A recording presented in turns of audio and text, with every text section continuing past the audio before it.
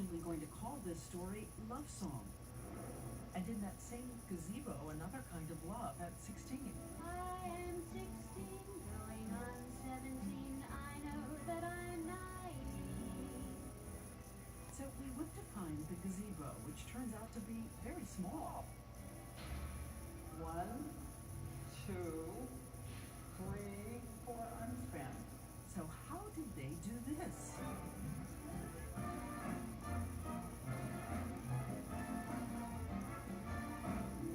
They built a bigger gazebo in Hollywood. Charmian Carr falling through a glass panel, injuring her ankle. She danced anyway. They took the bandage out electronically. As the making of this movie began, the two lead actors in real life seemed like polar opposites. The gracious 28-year-old Julie Andrews and the 34-year-old Christopher Plummer, known as a serious Shakespearean actor who was worldly and wary of doing a movie he thought was way too saccharine. In fact, the rumor is he was drinking a little during Edelweiss. Chris Plummer has said that he was lit. Could have fooled me. I didn't know. All those nuns kind of drove me to drink, you know. Christopher Plummer, now 85, still irreverent as he looks back at that moment long ago. I remember having to wait for hours before we were shooting that bloody song. And we were out in the cold. It was quite cold, actually. And I think, you know, well... And another spoiler alert about the reality inside that favorite romantic scene. Plummer says when he and Julie Andrews arrived for their gazebo moment, they were so tired, so weary, and had to stand so close and sing. You're that close on the screen. I said, come on, it's not possible. So we both started giggling. The giggling, can you almost see it here?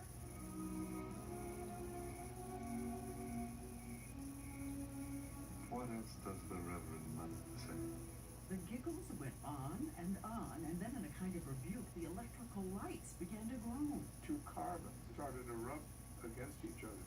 So every time we started a take... This terrible series of squeaks and groans, Belches. and terrible belches and other things. And it sounded like a comment on our acting. We all broke for lunch, came back completely sober, started the take, and there it was again. The director stepped in. So he said, I tell you what, we'll move you into silhouette by the door, and then you can laugh all you want.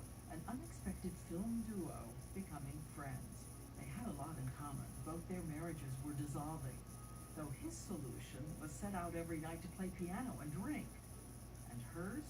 Her husband, set designer Tony Walton, was working. She was alone in the hotel room with her little daughter, Emma. Truthfully, I was not terribly happy at the time. I was quite lonely. Tony was working and our marriage was a little rocky, my first husband. And I was there. I did have Emma, but I was so busy. I mean, I literally was almost in every shot, just about. Did you have a crush on Christopher Plummer? Yeah, we sort of did. We were never an item, as they say, but now we are the best of friends. We became the best of friends, and that's lovely. Yeah, probably because we weren't either. We should have ended up together. We should have had a huge smashing affair. But there was no time.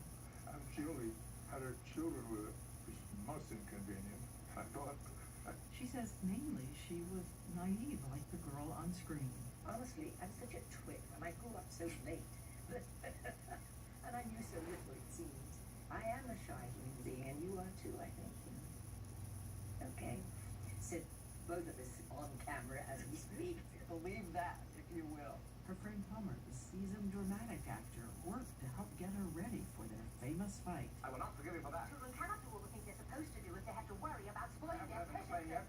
Julie in her life was not an angry girl.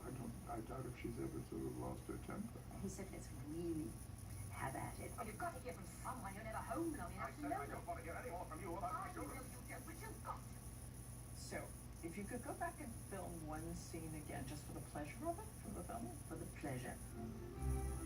When Chris and I are dancing, there's a beautiful shot that Robert Wise did when we passed camera, and you really saw the sweep of the dance with the music. That's a glorious moment. It is a real Austrian folk dance filled with yearning.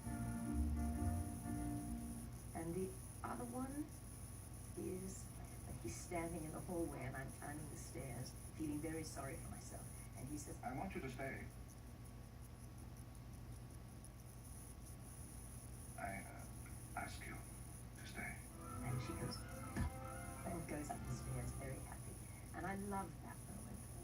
Last week, when we went to see Plummer, who is a classical pianist, he told us he had seen the movie again not long ago, and then drifted into a song we recognized.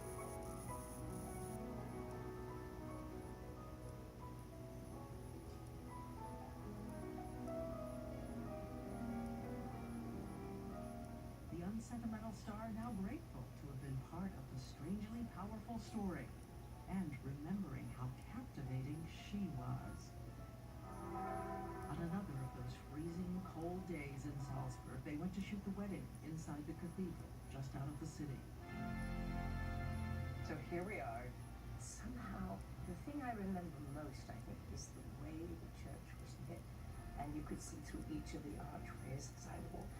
And 50 years ago, what was the unseasoned young movie actress thinking? More than anything, I know it's ridiculous, that I must walk as gracefully as possible, that I must be as calm as possible. And then when I see Christopher, I really did stretch my hand out to him.